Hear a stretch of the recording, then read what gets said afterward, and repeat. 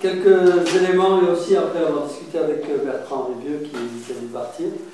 Je reprends le premier point d'abord. Je pense qu'on a vu, moi j'ai vu aujourd'hui, mais Bertrand Rivieux me l'a dit aussi, on sent quand même qu'autour de l'agroforesterie, il y a vraiment l'émergence d'une communauté scientifique, et qui a ça d'original, qui a des jeunes et des vieux, et il y a des agriculteurs, des chercheurs, etc. Donc je pense que c'est assez... et on le voit en partie à la Fondation de France, mais je pense qu'il y a globalement aussi des institutions qui ont suivi derrière. On a aussi un dispositif qui est en place, je sais pas, avec le RMT, avec les associations, avec les PNDR dont on parlait ce matin. J'ai quand même le sentiment, après avoir entendu toutes les discussions, qu'il reste encore un peu une confusion dans les débats sur ce qu'est vraiment la recherche et le fait qu'il faudrait quand même arriver à positionner le fait qu'il y a une diversité. On ne peut pas attendre que le chercheur qui est spécialiste d'un processus, qui peut venir étudier ce processus dans une parcelle d'agriculteurs, réponde en fait à la question de l'agriculteur. Parce que sa question elle sera plus large, et puis ce n'est pas forcément son métier. Et il y a tout un tas de gens à mobiliser. Donc là, il y a du boulot pour le RMT, pour je pense essayer de fédérer un peu ces différentes formes de recherche. Et je ne dis pas l'enseignement qui vient souvent aussi mettre un peu d'huile ou de poil à gratter, ça dépend de où ça. Notre point que je me suis posé quand même la question, c'est cette communauté, qu'est-ce qui la rassemble? Est-ce que c'est vraiment l'agroforesterie? Parce que j'ai entendu beaucoup parler de plantes de couverture. Et peut-être que ça aussi c'est un élément de réflexion, à savoir si... Je crois que la question de l'arbre dans les systèmes agricoles me semble être vraiment une question d'actualité assez fédératrice, mais on voit vite que pour des raisons que peut-être parfois on va commencer par des plantes de couverture, on a aussi beaucoup parlé de sols et de processus dans les sols qui n'ont pas forcément de choses très spécifiques à l'agroforesterie. Un deuxième mot que je mettrais, et que Bertrand Hervieux avait repris aussi, c'est celui de la complexité du problème à traiter. Avec le fait que le problème étant assez systémique, il y a déjà besoin de mobiliser beaucoup de gens, plus de disciplines en particulier, mais aussi il y a une telle diversité d'agroforesterie que je me demande si ça a un sens parfois parce qu'il ne faut pas de temps en temps quand même la couper. Hein. Je pense qu'il y a des questions qui sont à travailler en transversal entre les haies, les arbres isolés, les arbres de bosquets, etc. Par exemple, des questions de microclimat. Et puis il y a des questions qui sont vraiment très spécifiques, et c'est vrai qu'on ne parle pas beaucoup de haies, et peut-être on espère avoir plus peut-être de projets qui seront soumis là-dessus, donc je parle moins à mon nom propre.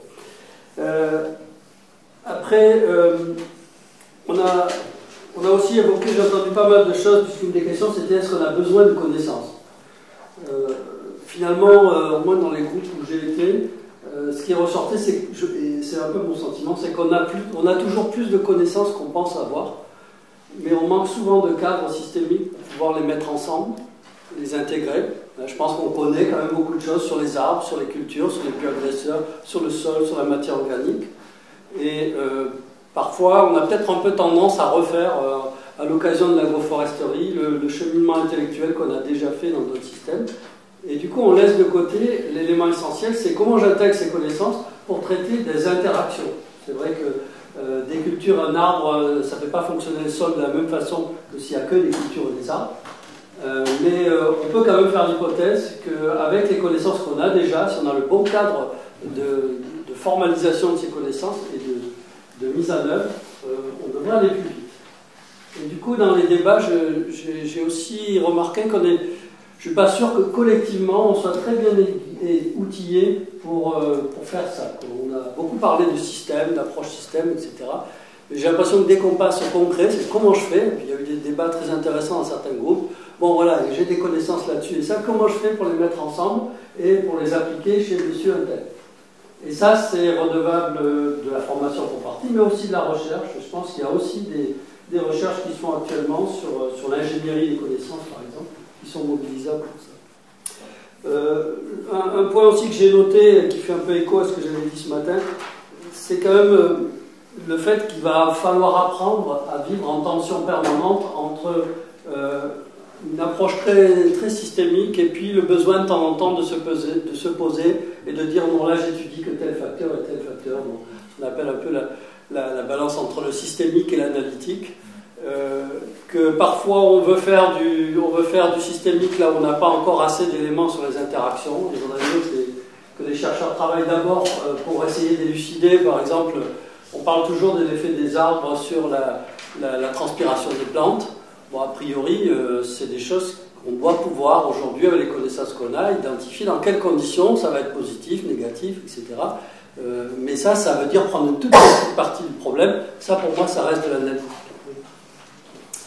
Cette tension, elle s'est posée, je pense, aussi bien sur la façon de formuler les questions que de formuler les questions, de donner des pistes de solutions. Ce qui m'a marqué aussi dans les débats, c'est qu'on oscillait constamment entre voilà, ben là j'ai telle plante, comment je fais, ou si je mets telle espèce, ou si je veux conduire le système comme ça, et puis le fait de dire que le problème en fait est ailleurs, il est dans le système alimentaire, il est dans la filière, et donc cette tension-là, je pense il faut l'assumer. Alors c'est encore un boulot pour le RNT, mais c'est un boulot collectif pour tout le monde, je pense, pouvoir faire un peu de vie. Peut-être, oui, quand même une dernière question par rapport à l'objectif qu'on avait. On a dit on va profiter de cette diversité pour pouvoir essayer d'identifier quelles questions de recherche sur lesquelles on pourra après dire, bah, tiens, voilà, accentuer enfin stimuler des travaux dans ce domaine. Moi, la journée, je pense, me conforte dans un point de vue, c'est qu'en général, il faudrait passer plus de temps, je ne dis pas plus de temps, mais beaucoup plus de temps qu'on ne le fait à formuler les questions, pour éviter après de faire des recherches qui ne répondent pas à la bonne question, ou bien pour avoir des recherches qui ont répondu à une question, mais qui ne résolvent pas le problème, parce qu'il manque encore un maillon pour le retour.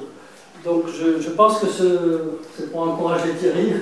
Je pense que dans notre comité, on n'a pas encore beaucoup réfléchi à cette question. Ça s'est fait dans d'autres filières aussi, sur passer un peu de temps à bien identifier les questions vertueuses, celles dans lesquelles tout le monde peut s'y retrouver. C'est pas si simple que ça, d'avoir un agriculteur, un chercheur, un conseiller, et puis éventuellement un institut technique, qui se mettent ensemble autour d'une parcelle agroforestière.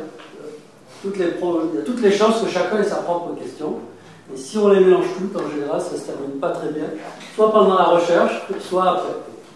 Voilà. Et puis, je conclurai en disant que, pour moi, à titre personnel, je dirais que par rapport au comité, cette journée, en tout cas, est une source de réflexion sur plein de questions qu'on se pose quand on est dans les brumes parisiennes, se réunir pour évaluer les projets.